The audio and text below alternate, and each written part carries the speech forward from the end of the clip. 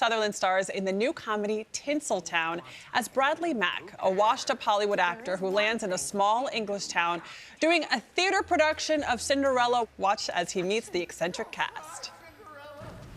Not exactly sure what's going on here, but obviously there's been some kind of... fairy godmother. Izzy, Cinderella. Fanny. And Annie. We're the ugly stepsisters. We do it every Christmas. Yeah, and on birthdays. Oh, you are filthy funny. Russell. Baron Harder.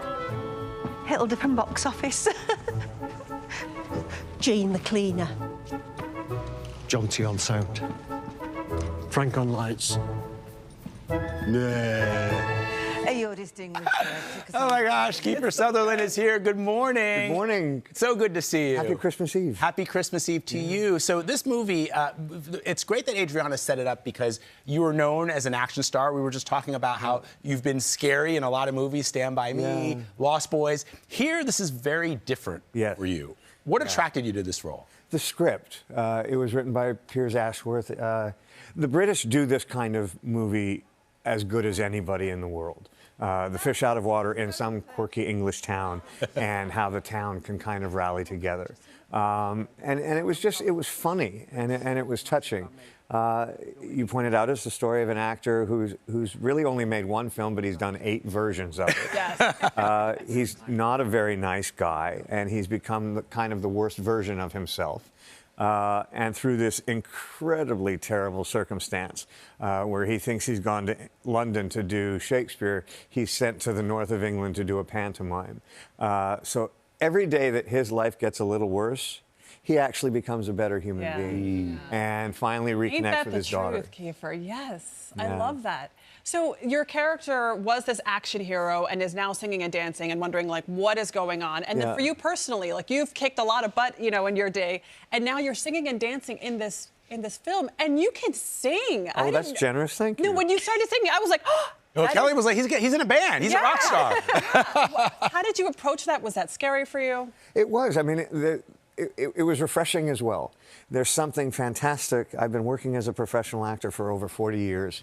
There's something so refreshing to realize there's so much left to learn, so much left to understand, to try.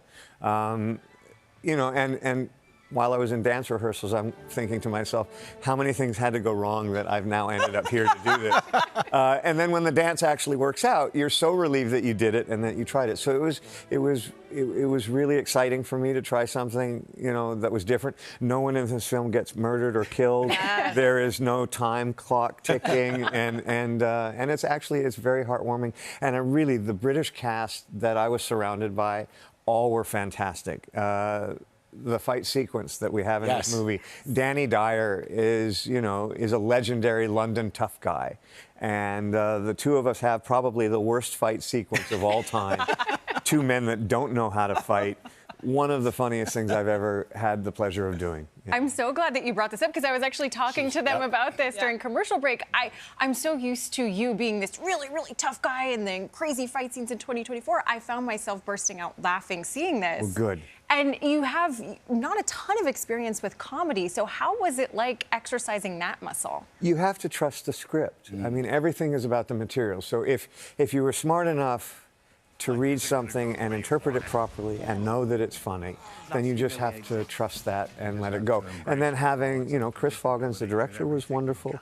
And then the cast was extraordinary and some of the funniest people that I've ever had the pleasure of working with, but also kind of watching. We're going to do a quick little Christmas lightning round with you, Kiefer. But before you do that, I thought it was very cute that I was saying to you that Robbie Williams' daughter, Theodora, is in this film. And at the premiere, you saw Robbie Williams, who we love. I mean, I'm a huge fan, and he's such a great singer. And I think his career has had such an interesting path. And he really is someone who does what he wants to do and how he wants to do it. And I've always admired that. But then he and his daughter were having such a nice time, I didn't want to interrupt. You're like shy to go up to Robbie Williams. I love that. All right, so we're going to kick off this lightning round. We're each going to ask you a question. What is your favorite Christmas song of all time? My favorite Christmas song of all time, I don't think I remember the title, but it was sung by Bruce Springsteen, and it's one of the rock and roll Santa Claus is coming to town. Nice. That's it. Yeah, All right, great. Thank you. Okay, favorite Christmas movie not including Tinsel Town? It's a Wonderful Life. Okay. What kind of cookie? Sugar or gingerbread? Ooh, sugar. Yes. Yes. Favorite Christmas movie? It's That a was the Wonderful one. Oh, did you say that? Yeah. Yeah, I did. But I loved it twice. You know, what I want to know is Mariah Carey's All I Want for Christmas Is You or Wham's Last Christmas? Ooh. That's a really tricky one. I think for George Michael, posthumously, I'm going to say his Last song. Christmas, yeah. But they're both fantastic. They are great. Yeah. But yeah, George Michael's estate, I was just saying, Yeah. said that George loved Christmas, and it's such a beautiful song. Yeah. You're a beautiful man. Thank you for Thank you coming so by. Love seeing you. Love this movie. It's so great. Thank you. Happy belated holidays. birthday Yes. to you both. Tinsel Town is streaming on platforms including Prime Video, Apple TV, and Pluto TV, which is part of our parent company.